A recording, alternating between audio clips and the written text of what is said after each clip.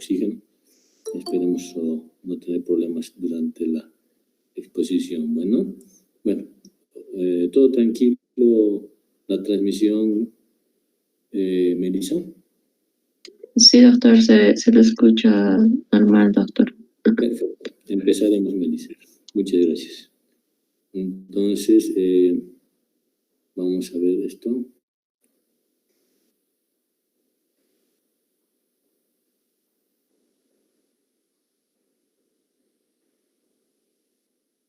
¿Está bien? ¿Se ve la pantalla, Melissa? No, la vía aérea no difiere mucho en lo que significa atención prehospitalaria, que es lo que significa atención al manejo de ATLS. No es muy diferente. Ya. Vamos a hacer un recuerdo de muchas situaciones que ya lo han pasado con el doctor Ágida, ¿ya? Bueno, es una cuestión en trauma y en cualquier otra situación de urgencia médica que hay que tomar en cuenta, ¿verdad? Este tipo de lesiones, como ustedes ven, las lesiones en cara, donde no se ve ninguna estructura, son raras de verlas, pero pueden presentarse. Entonces, en estas situaciones, generalmente ya no intentas intubar, ya no intentas hacer nasofaringia, ni nasotraqueal, ni orotraqueal, realmente se va directamente a una vía definitiva, ya sea crico o traqueostomía, ¿verdad? Bueno, la obstrucción de la vía aérea adecuada es la perfusión produce una perfusión inadecuada del sistema nervioso central. Entonces hay coma, generalmente taquimia, signos tempranos de dolor, estado de conciencia y deterioro.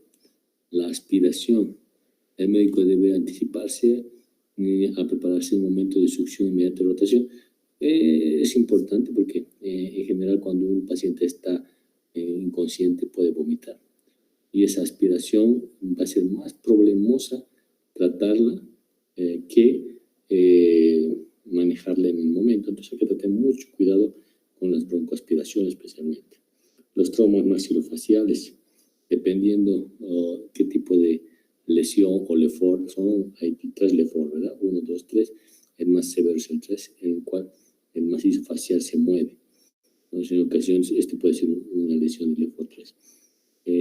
Generalmente, sí son importantes para saber qué hacer. Generalmente, las lesiones son de los conductores o de los que acompañan a los habitáculos de los autos con lesión sobre los parabrisas o los motociclistas sin casco, etc. ¿Sí? El trauma de cuello puede ser cerrado, abierto, lesiones. Pues no olviden, no solamente es la cara, sino hay un elemento en cuello que puede ser lesionado y en el cual no va a requerir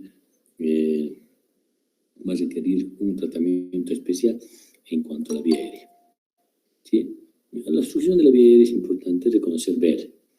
Primero es ver si la agitación sugiere hipoxia, cianosis, si hay retracción o tiraje. Eso evidencia que no está respirando bien. Deformidad de la vía aérea, ¿sí? Y cuerpos extraños. En deformidad de la vía aérea, no olviden que en los neumotoras, atención, se desvía la tráquea. O en cuerpos extraños puede producir enfisemas. ¿Sí? La lesión de la tráquea o la ruptura de la tráquea produce enfisema subcutáneo mucho peor que una lesión pulmonar. Comportamientos agresivos como la hipoxia y la intoxicación también son importantes. Ver, escuchar, el gorgoteo, el estridor, la ronquera y la disfonía. Depende del nivel, ¿no ve? El gorgoteo es en la garganta, el estridor es un poquito más, la ronquera es en la caja de zonas y la disfonía igualmente. Y puede haber otros signos como sibilancias y estertor.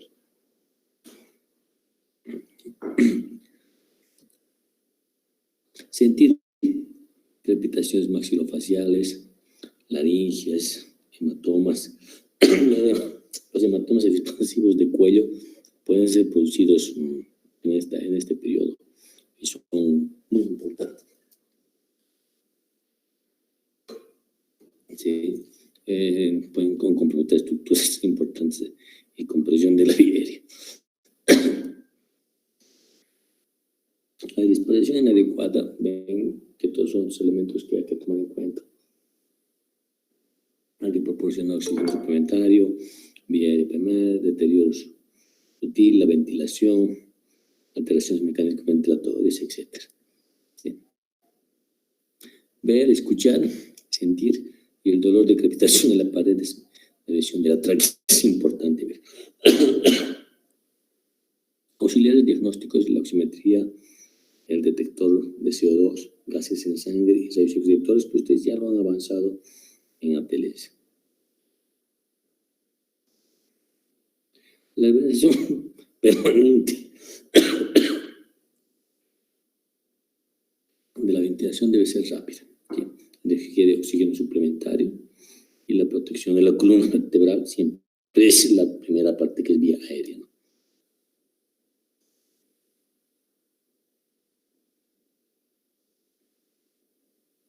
Monitorizar la oxigenación mediante el oxímetro de pulso tiene mucha utilidad. En la intubación difícil durante el transporte no es confiable. En la pobre perfusión. Perdón, estoy empezando a toser, esperen un ratito.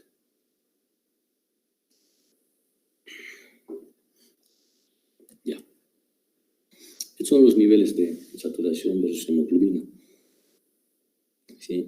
El 100% de saturación no significa que depende mucho de dónde estamos a nivel del mar, etcétera. En cuanto a la saturación, 90%, 60%, 30%, 27%.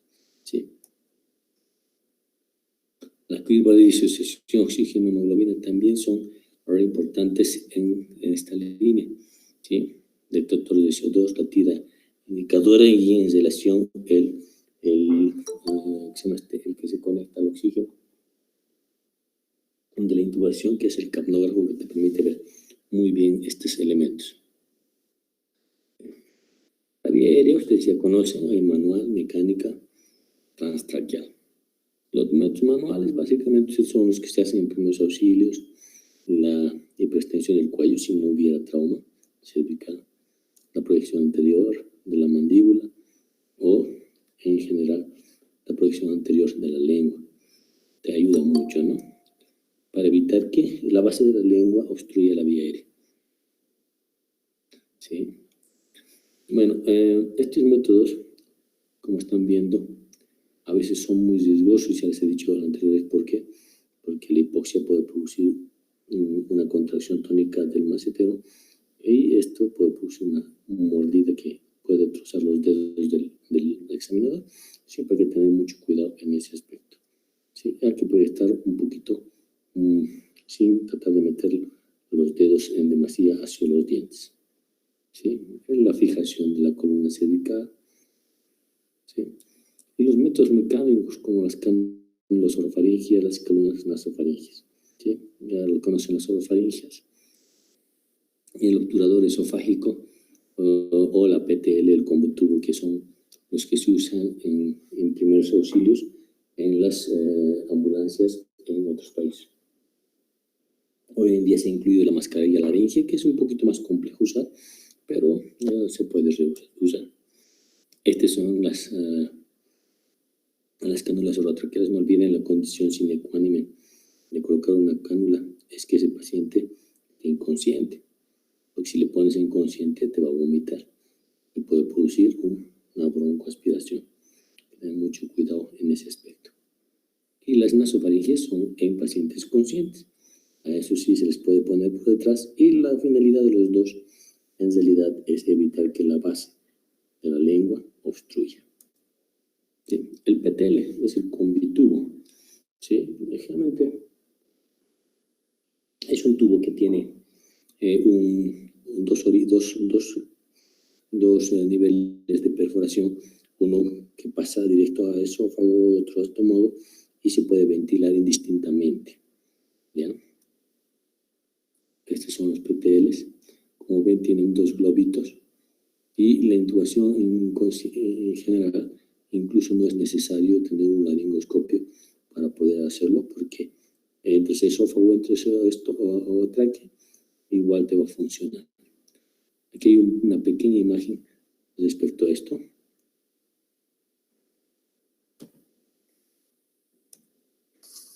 ¿Qué tal? ¿Cómo están? Soy el doctor Magallón, un gusto saludarles nuevamente. Vamos a ver en esta cápsula de vía aérea el manejo del combitubo o el tubo esófago-traqueal. Aquí les presento uno de ellos. Tiene grandes ventajas y también desventajas, como todo dispositivo. Es un dispositivo dentro de la Asociación Americana del Corazón para fines de reanimación. Tiene clase de evidencia o recomendación terapéutica, clase 2A. Es un dispositivo con doble lumen, un lumen traqueal, un globo aunado al otro, que es un obturador esofágico.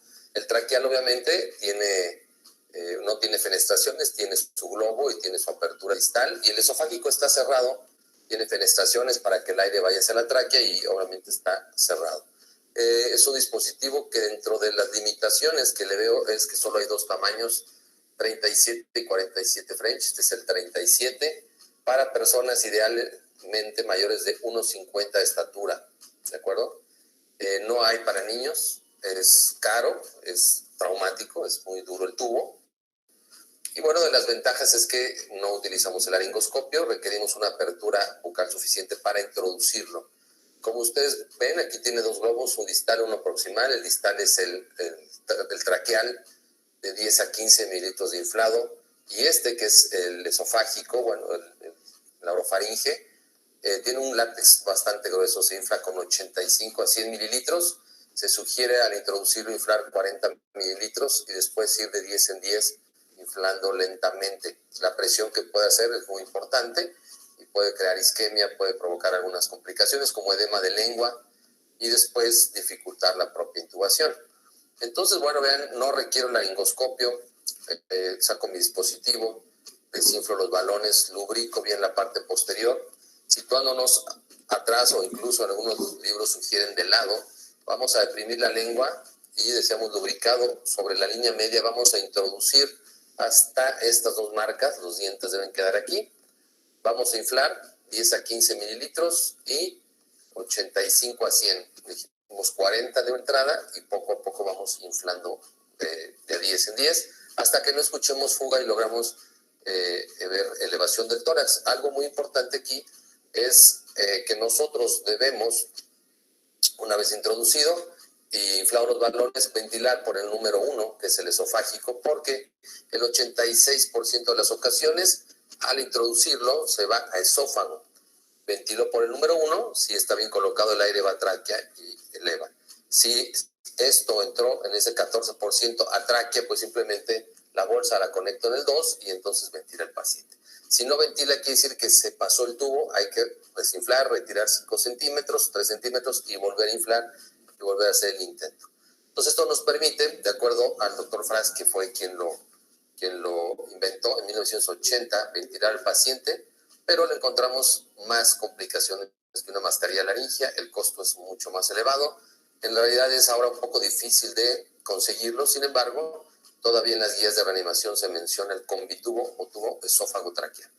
No me despido sin antes invitarte a nuestros cursos y diplomados en línea, que tenemos en nuestra página www.afem.com.mx. Iniciamos cada mes, te puedes inscribir en cualquier momento. Tienes la ventaja de ver tus videos durante la semana 24 horas abierta a la plataforma. Melissa, ¿se escuchó el audio del señor?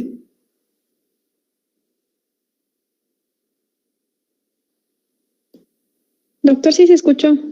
Ah, ya, perfecto. Es que para que yo no esté explicando algo que ya esté explicado en el video por respeto, ¿no?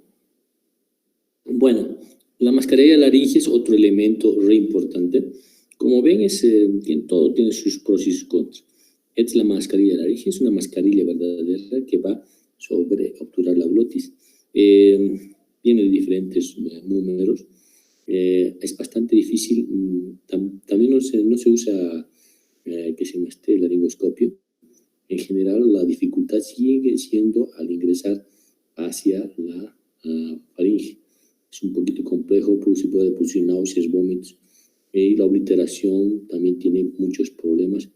Por eso, generalmente es una opción secundaria a la intubación orotraqueal. o nasotraqueal. Son los tamaños, ¿verdad? Depende mucho del peso de los pacientes. ¿Ya? Estas son las más frecuentes en usar. Como ven, es una mascarilla y se introduce y incluso aquí te dicen el volumen de ml que debes de insuflar. Bueno, a continuación vamos a aprender a colocar una máscara laringea. Entonces, primero debemos seleccionar la máscara laringea adecuada para el paciente. Las máscaras laringeas vienen marcadas, por ejemplo, esto es una máscara número 3 y se utiliza para un paciente que pesa entre 30 y 50 kilos. El volumen con el cual vamos a insuflar la máscara es de 20 mililitros. Esta guía, esta línea que ustedes ven acá, esta es la línea radio opaca para cuando tomemos rayos X de tórax. Después de haber hecho eso, lo que debemos hacer es desinflar, probar que funciona adecuadamente el neumotaponador y lo debemos desinflar.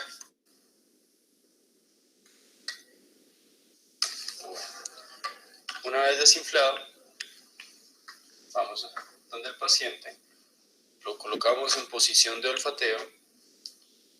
Con la mano dominante tomamos la máscara laringea como si fuera un lápiz.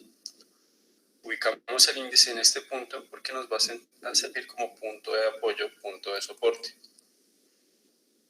Introducimos la máscara, vamos a utilizar el dedo índice de la mano contralateral para evitar que se nos flexione al momento de introducirlo. A continuación, utilizando nuestro punto de apoyo, vamos a empujarla contra el paladar duro, siguiendo la curvatura anatómica del paciente. Y la introducimos hasta que sintamos resistencia. Muy bien. La máscara laringea debe quedar central. Una vez hecho eso, vamos a insuflar la máscara laringea con el volumen determinado, que puede ser 20 mililitros o hasta que no haya escape por la máscara laringea.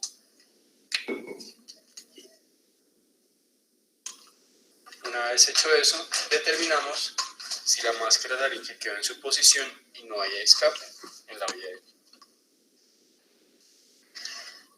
Muy bien, ahí la máscara laringea está en su posición. Luego podemos fijarla.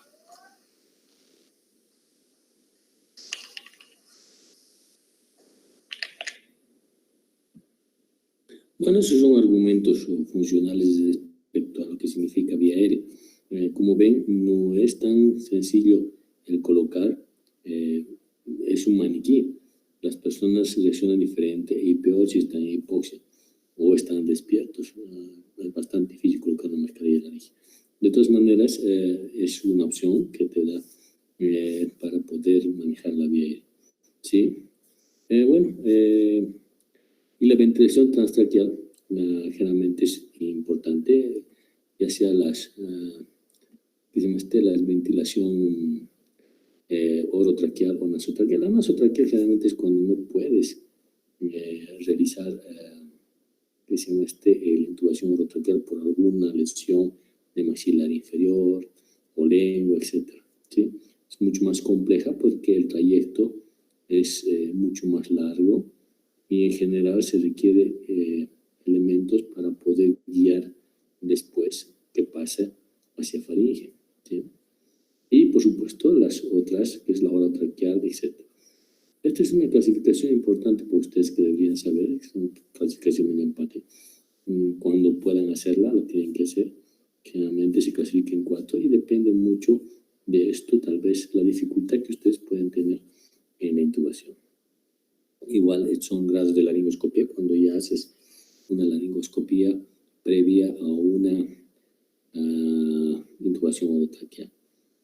También cuanto más alto, el 4 visualización únicamente en la pared posterior de la faringe, eso implica que es un paciente con cuellito corto, pícnico, que son los que te complican en las intubaciones. ¿Sí? La ventilación y la protección, no voy a revisarlos, estoy un poquito con todos, pero estas son, ¿ya? La intubación de secuencia rápida. Ahora le dicen otra, ¿no? Intubación de secuencia medicamentosa.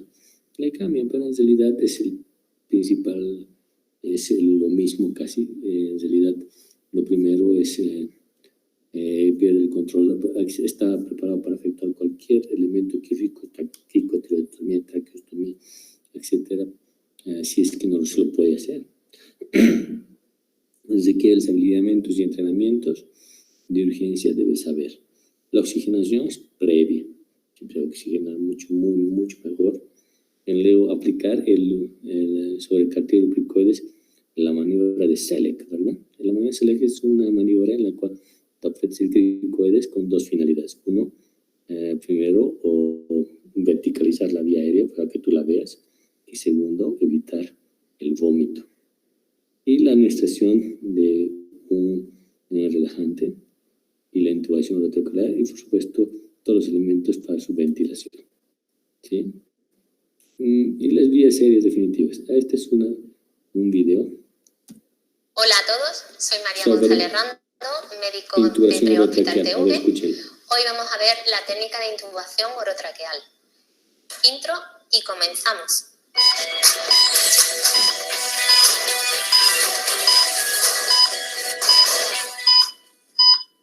Para realizar la técnica de intubación, lo ideal es realizarlo entre dos personas, una es la que intuba y la otra que ayuda. Pero en ocasiones, nosotros que somos tres, eso no es posible y tú tienes que prepararte tu material previamente.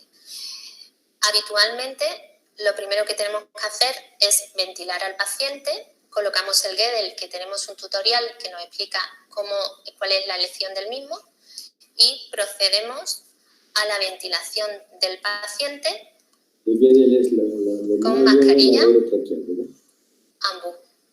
Y preoxigenamos al paciente durante aproximadamente unos 3 minutos en una parada y unos 5 minutos en la técnica en la secuencia rápida de intubación. Una vez que vamos a intubar al paciente, cogemos la pala del laringo con la mano izquierda, cogemos el mango, tenemos al paciente en decúbito supino, procedemos a una extensión del cuello si podemos y no está contraindicada, procedemos a la introducción del laringo por la comisura bucal derecha, cazando la lengua y desplazándola hacia la izquierda.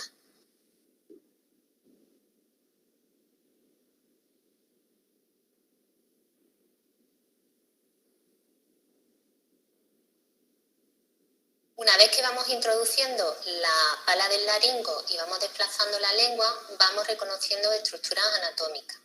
Vemos la epiglotis, vemos el surco glosoepiglótico, donde se encuentra la vallécula. Ahí intentamos meter la punta del laringo y hacemos una tracción de la pala hacia adelante y hacia arriba, para poder visualizar el orificio glótico donde se encuentran las cuerdas vocales. Una vez que tenemos identificado el orificio glótico, sin perder la vista del mismo con las cuerdas vocales, procedemos a la colocación del tubo endotraqueal que pasa entre medio de las cuerdas vocales.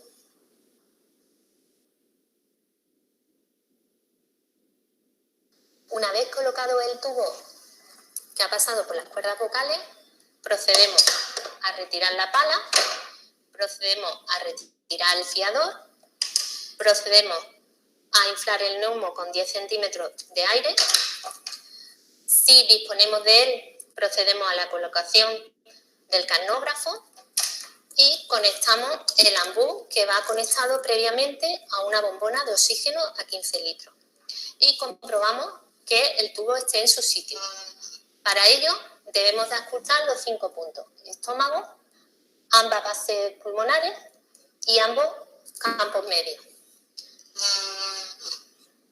Se puede también comprobar viendo la simetría de ambos tórax, viendo que el tubo se llena de vaho y en caso de que tengamos el canógrafo, pues la curva del canógrafo.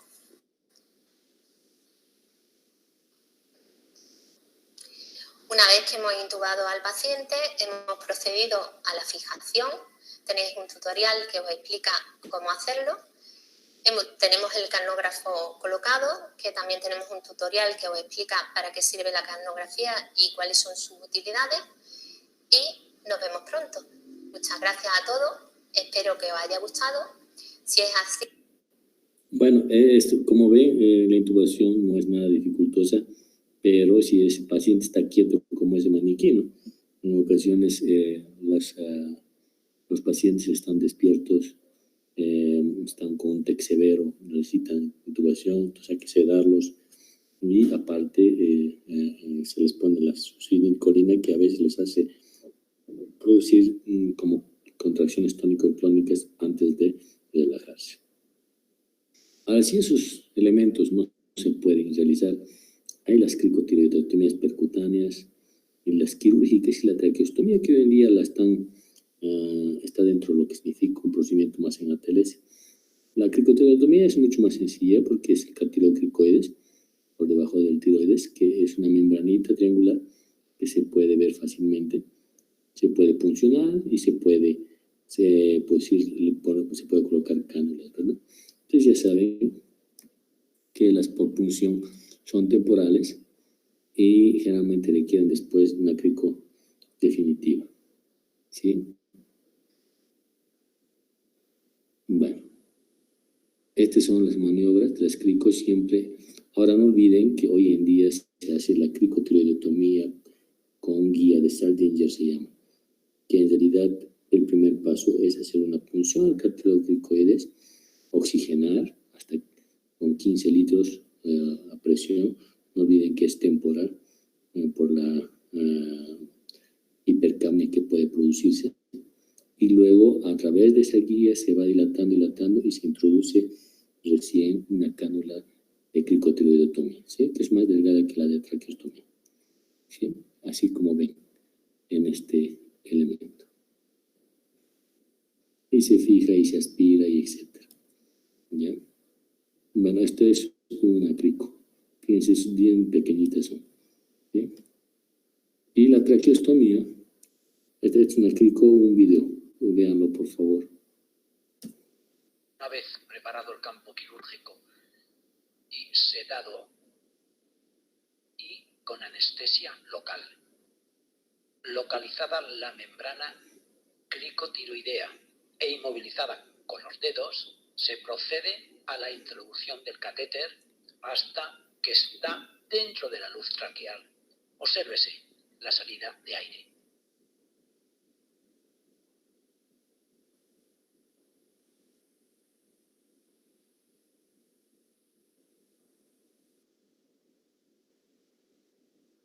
Por si acaso, estas son cricotiroidectomías directas y no necesariamente son Saldinger. Esta, la que viene, es la de tipo Con el Saldinger. paciente sedado y sometido a anestesia local, una vez preparado el campo quirúrgico, se procede a la localización e inmovilización de la tráquea y de la membrana abdominal. Se funciona perpendicularmente hasta que aparece aire en la jeringuilla que demuestra que la aguja o la cánula están introducidas en la luz traqueal. Se inserta la guía metálica en dirección tráquea distal.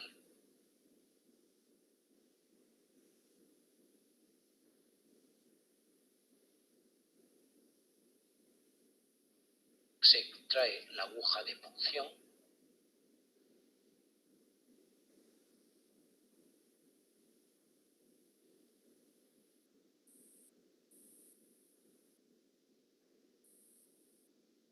Esos son se dilatadores. aplica en el interior de la guía metálica un dilatador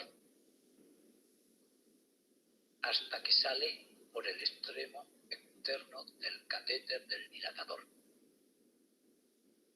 La piel es la más difícil de introducir, Se siempre procede a tiene que una hacer a ver. incisión en la piel. Se dilata el trayecto.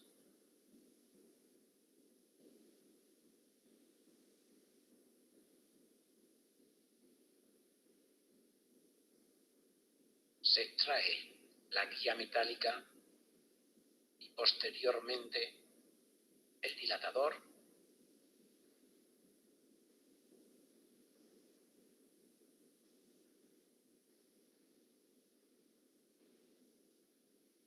Se introduce el tubo o la cánula definitiva a través del catéter.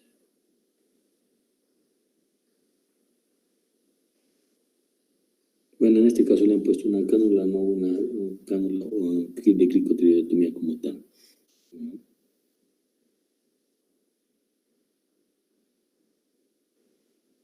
Bueno, siempre es importante entender que los procedimientos también son replicados. La cricotiroidotomía y la traqueostomía percutánea se hace de la misma forma, solamente la diferencia es en el lugar donde se punciona, ¿sí? Generalmente en los primeros anillos traqueales es la tráqueo, igual es tipo Schrödinger, como han visto ustedes, es guiada. En general, mucha gente tiene mucho cuidado, incluso con un broncoscopio ven el ingreso hacia la tráquea de la punción, ¿sí? Realmente esto es un organigrama de lo que significa las necesidades para poder ver. No se lo voy a repetir porque estoy un poco tosiendo, ¿sí? Vía aérea quirúrgica, etc. ¿Sí? Oxigenar y ventilar. La mejor manera de administrar realmente es la mascarilla facial, ¿sí? En resumen, sospechar el compromiso de la vía aérea es importante tener un control de la vía. Por eso en ATLS te dicen A primero, ¿verdad?